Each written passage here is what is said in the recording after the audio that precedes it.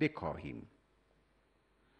ببینید در این مدت همه نیازمندی هایی که وزارت بهداشت درمان داشته، خریدهایی که لازم بوده انجام بده، با سختی هایی که ما داشتیم در زمان تحریم انجام دادیم.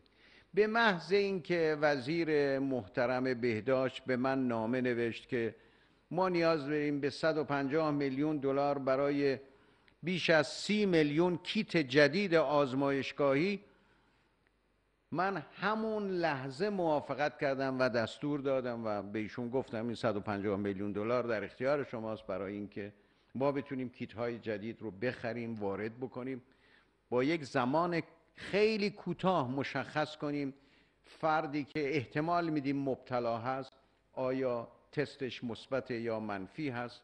این کار داره انجام میگیره.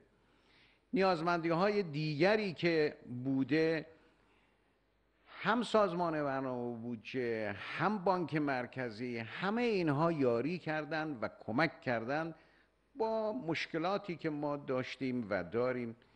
به حمدالله نیازمندی ها اکثراً به توسط شرکت های دانش بنیان داره ساخته میشه، در اختیار مردم قرار داده میشه.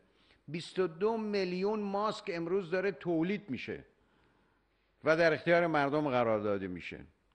ماسک هایی که مورد نیاز پرستاران ما هست در داخل داره تولید میشه. ونتیلاتورهایی که مورد نیاز هست در داخل داره تولید میشه. خیلی از نیازمندی ها و تجهیزاتی که امروز مورد نیاز ما هست در داخل توسط متخصصین ما، دانشمندان ما.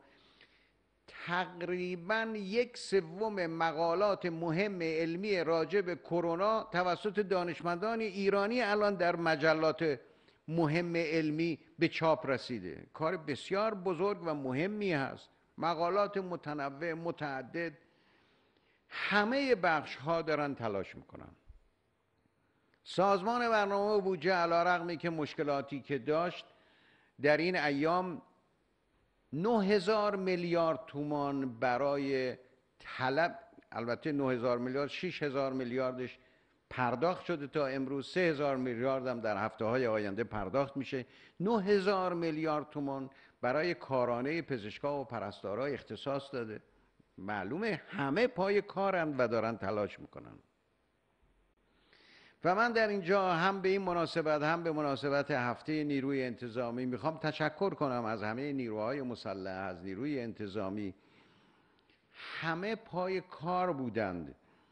یعنی اگر نیروی انتظامی که حالا وظایف بسیار زیادی رو برای امنیت کشور به عهده داره، برای امنیت مرزها به عهده داره، برای مبارزه با مواد مخدر به عهده داره، برای مبارزه با جرائم سایبری به عهده داره، به عنوان ضابط قوه قضاییه وظایف سنگینی بر دوش داره، اما در این حال چیزی که ما به نیروی انتظامی از اونها خواستیم برای مبارزه با این ویروس خطرناک، در کنار ما بودند، تلاش کردند.